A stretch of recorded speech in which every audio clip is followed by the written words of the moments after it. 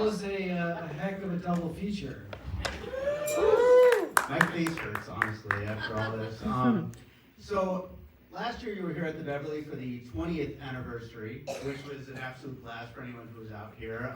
Thank you to Beverly for setting this up again. But 21 years, like how have things changed as we go into yet another year of the room? It's just more people discovering it. I mean, to me, the craziest thing since I last saw you, I was in Hong Kong.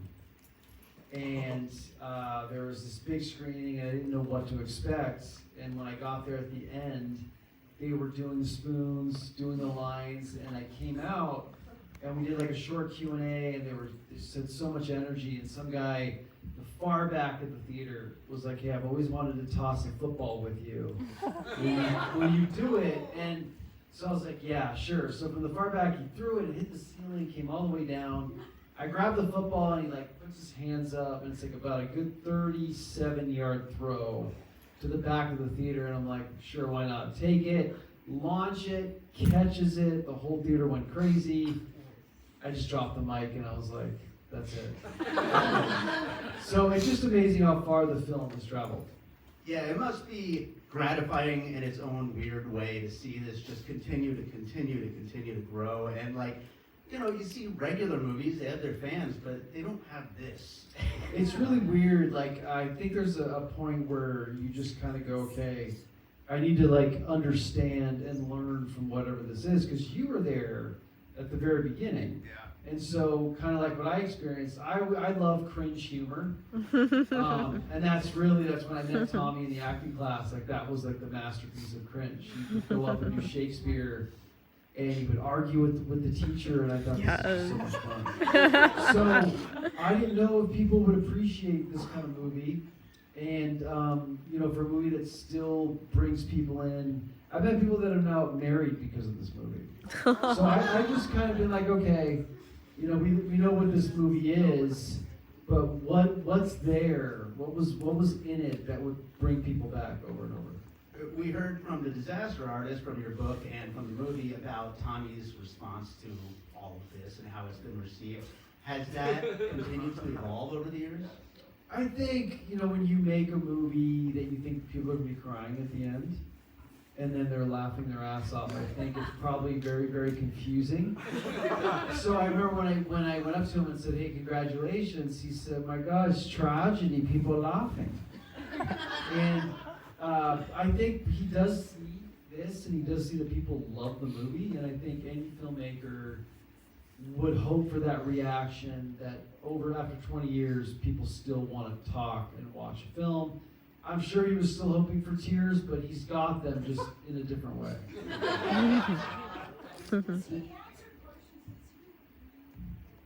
He would say, "Look, what is your question?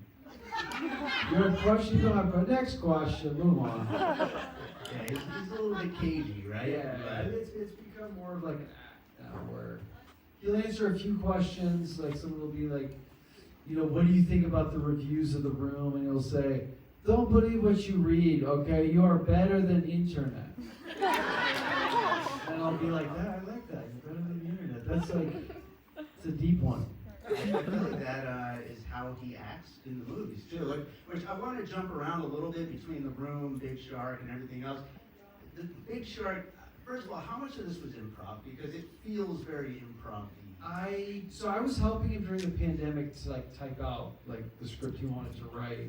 I wasn't in Big Shark, so I wasn't, you know, I'm not sure, but I know there was like a blueprint of a script.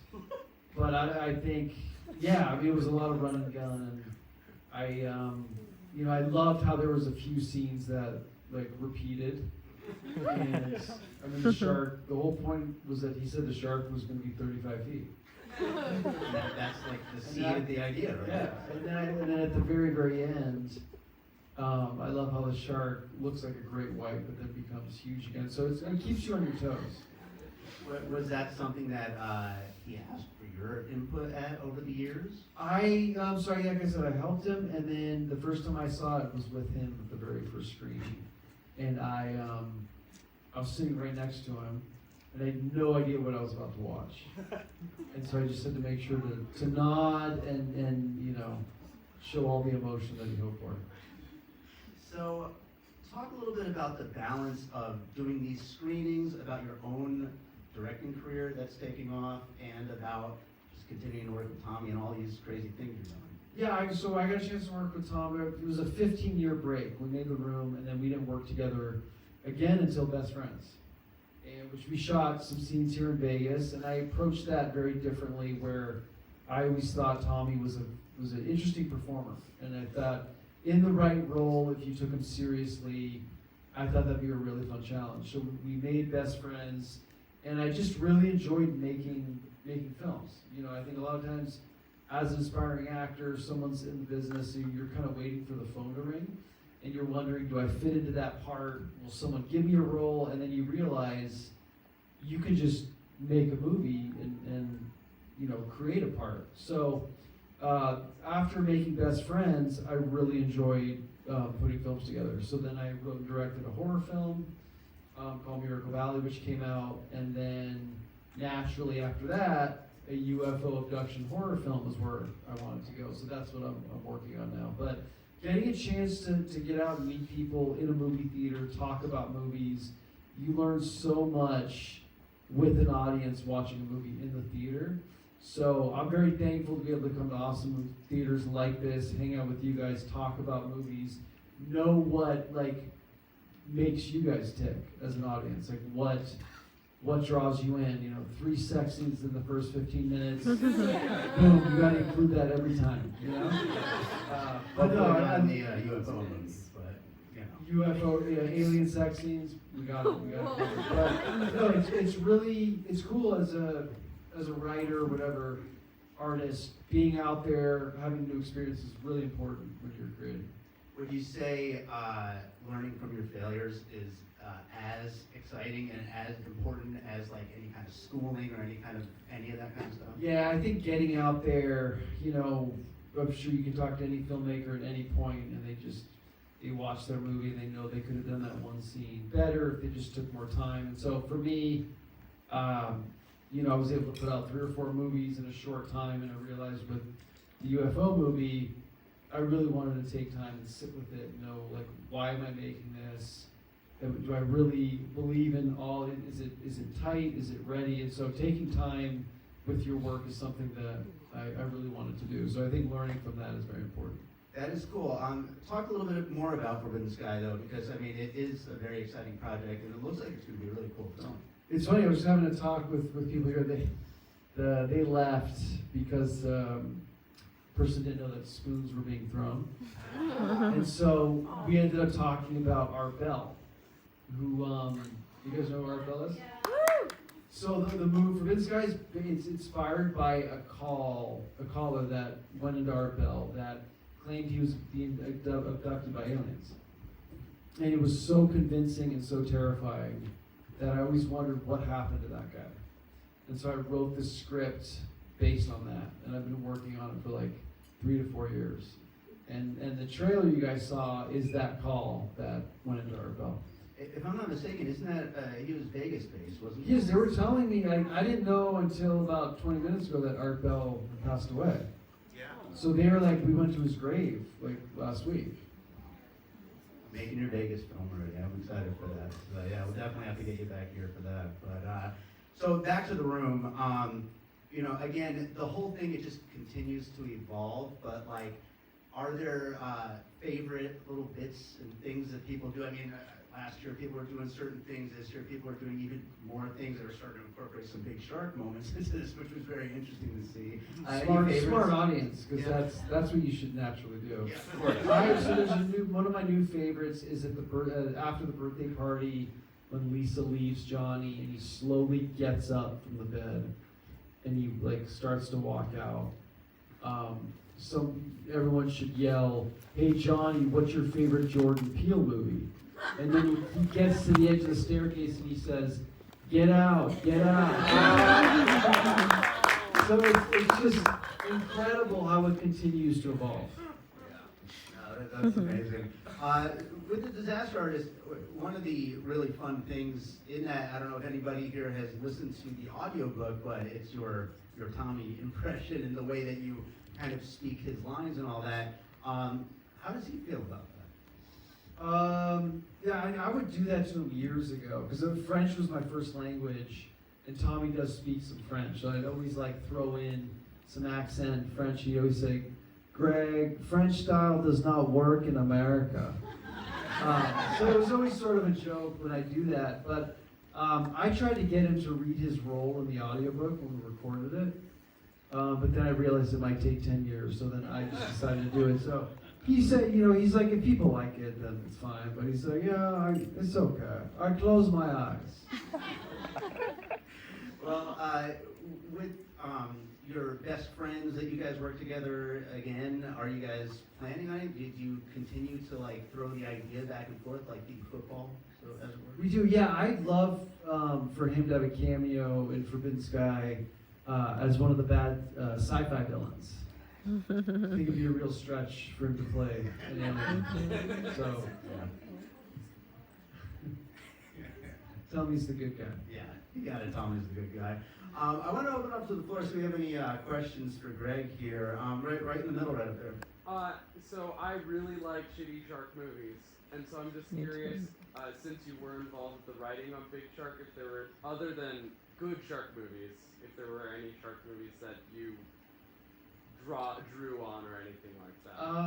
I remember when I was helping him, we got to the pig scene, and I remember thinking, this is just insane. I love it, but like, there's no way to bring this scene to life. And then when I saw it, and I was like, oh my God, you did it. I was like, there's no way you're gonna get these pigs and chase these pigs around, but I could not believe when I saw that scene. I never seen anything like that in a movie. That was pretty shocking. And the first audience that saw it, they were gasping. They could not believe what they were watching. So it kind of validated my initial thoughts when I was helping him write it.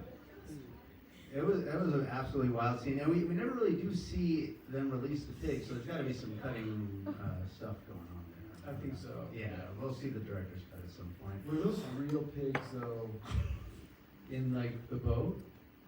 I don't know. I think. I had to stand. I was thinking that movie is almost like a metaphor.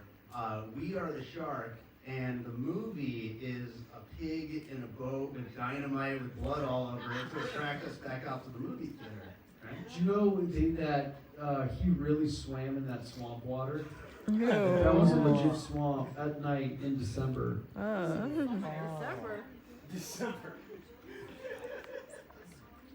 So Tommy didn't swim, but the other guy actually jumped in. I could not believe that. That guy seemed down for anything. There are gators in those waters.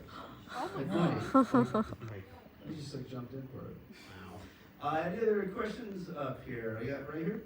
Now that we're entering into like the 20th year of the room, I was wondering now that we have like Gen Z and Gen Alpha coming up, have you noticed any generational differences between the fans of the movie? There's been like 13 or 14-year-old kids that have come with their parents, and they're like, this movie's inspired my son. He wants to be a filmmaker. And I was like, let me give you a list of movies you gotta watch. It's great that you like The Room, but it really is baffling because even kids love like the Ohio scene, and I just do not know what it is, but it's translated to other generations. Like young people love this movie, and I don't get it. Having made movies, it's like you want people to come and love the movie you're making, and I've just been trying to figure out what is it about The Room that keeps bringing young generations in. I think that's wonderful though, because like it's so important to support movie theaters, and so anywhere that you guys are doing a screening of The Room, hopefully those kids are coming out, because it's tough to draw people out to movies nowadays. And it's also good because you can't find the movie anywhere. You have to come to the theater to see it. Yeah, or you gotta know somebody who's crazy enough to buy the movie. So, another question right here.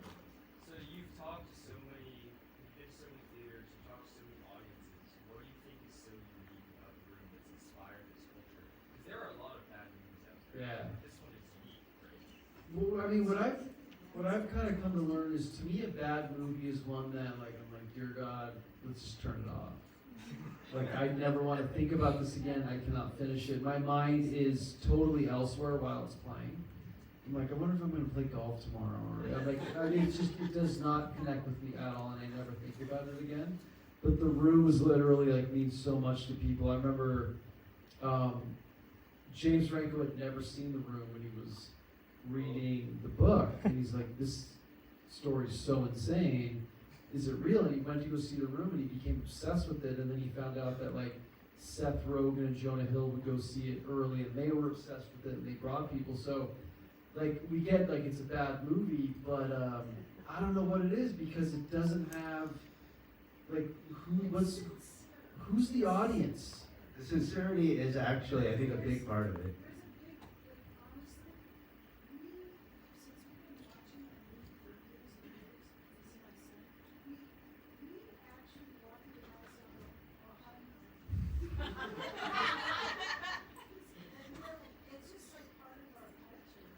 Yeah, I mean, that's one of the big things, is it's quotable. And once the movie's quotable, and you have people, again, that have met because of this movie and they're now married, I guess it does have to be the sincerity and the uniqueness of a movie that would never have been made with anybody else involved, other than the guy who had the budget to make it, and the guy like me who was crazy enough to, like, say, this is interesting. Like, what, like, kind of follow along and see what's there. So there's just a lot of elements that I think led to it. But it is really, you know, what is it? Is it a romantic drama? Is it, like, what's the target audience for this? When you think about it, if you're testing the movie, who's going to come see this? In the first 15 minutes, there's three, like, the woman who walked out, she's like, dear Lord, that's like Skinamax bad. And then I was like, yeah, it's so true. Like, there's so many movies out there that have these, like, uncomfortable conversations, but that's the beauty of movies, and why I feel like if anybody has, like, a passion or to go make your movie, because you just don't know what might be there. Another question? Back up there, yeah. I noticed, I've seen this movie a few times, but this is the first time I noticed in the credits that you're credited as Tommy's personal assistant. What did you do to get that credit? I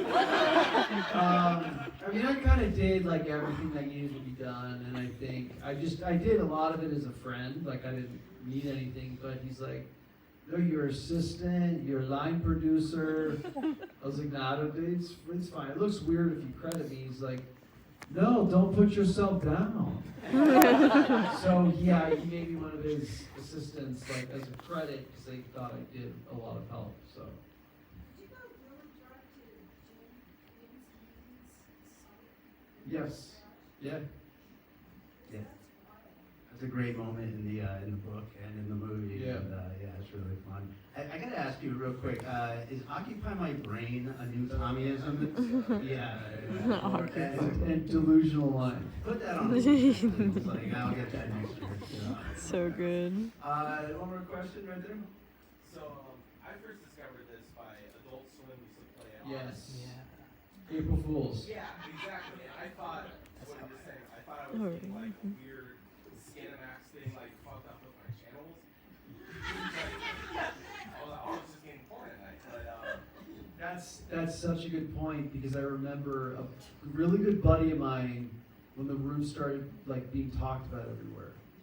He's like, you're in this movie that everybody loves, you've never shown it to me. And I was like, yeah, I just don't have, like, the DVD, and I didn't want him to see it, because I think when they found out how much people love the movie, they think it's a normal movie, and I'm like, no, it's not. So over in his house, and the April Fool thing comes on. And when it came on live TV, they put black boxes to cover all that stuff. And it looked, he looks at me, he's like, oh shit, this is porn? And so I thought, no, it's just the black boxes made it look 10 times worse. But the next morning, it was like in the top 10 selling DVDs on Amazon, like, in the world.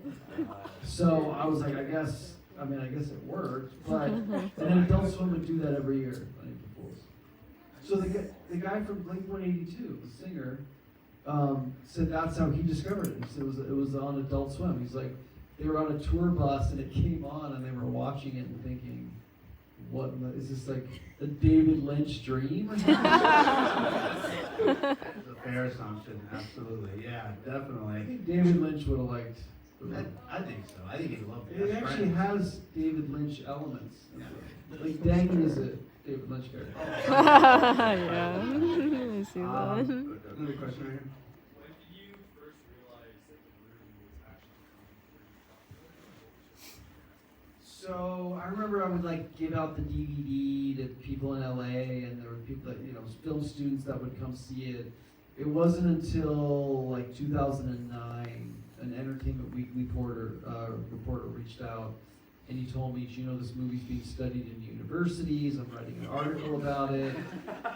And I thought, that's crazy. Like, I knew it was an LA thing, like people would talk about it, but I had no idea how far it had gone. So I remember I went to go see the Entertainment Weekly magazine, and it was like an 8-page spread about the room. It was like, Jonah Hill, Paul Rudd, all these people love the movie, they talk about it. And then it really, at that point, took off. Like CNN did a huge thing on it. ABC World, it was on ABC World News. My dad's jaw dropped when it was like Charles Gibson at the time talking about The Room. It was like this cult movie and sold out in LA every month. And then Kristen Bell went on Jimmy Kimmel to promote a movie, and she brought The Room DVD and like started talking about that instead of the movie she was promoting. So it was just one thing after another that I was like, I cannot believe this is happening. So it was like 2009, 2010, and that's where I got the idea to write the book, because I thought, man, people love this movie, the story behind it, that would make a great film. So I thought, I'm going to write a book about being in a terrible movie, and then hopefully that book will get turned into a good film. So that's kind of was my trajectory. Is The Room profitable at this point? Yeah, I mean, that's what's cool about what Tommy did is I don't think he was thinking about profit times. He just wanted to make a film and shoot it on film and put the billboard up for 5 years. Like, he just wanted, to reach people, and it was, he never thought about doing this to like make money. I mean, I'm sure in the back of his mind he hoped for it, but he just really wanted to make something impactful. I mean, that's the sincerity again. Let's get one more question in here. Right here? Yeah, so since The Room was kind of more on the earlier side of your projects thus far, and especially in terms of writing, like you said, now you've done a lot more writing now, and even like scripts specifically, how do you feel like what you learned from The Room, from being on that set helping out Tommy, has influenced your scripts now, and what have you learned from that? Yeah, I mean, it was a great learning experience. I wouldn't say it's affected or influenced my writing, although I love that script, especially the performance tonight. I think it was great film school.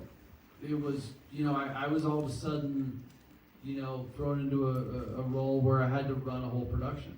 I was the one everyone was coming to, because Tommy would just say, talk to Greg. And so I realized how much I enjoyed collaborating with people on set, and how much making a movie is teamwork, and the joy of making a movie is collaborating with people on the set. And so I made sure anything from here that I do is like, I really want to collaborate with the group that we're making the movie with. I think the actors, you do readings, you give them a voice, you let them try things. So I think just having a collaborative set is what I took away from it. I wanted to ask you to close up here, back to the disaster artist. Are there more stories you'd like to tell from either maybe after the book wraps up to like these past 20 years and everything you've been up to? Do you think that's something you might do? Oh, you mean write more? Write more of your stories and everything with Tommy? Yeah, I mean, it was, it's funny because the book ends at the premiere, and then like, I thought that was crazy, and then it's only gotten crazier. So yeah, someday maybe like a podcast or something. I don't know. I think that everybody would love to hear. It could be called "Leave Your Stupid Comments in Your Podcast." Yes. That's how you end the conversation. Thank you guys.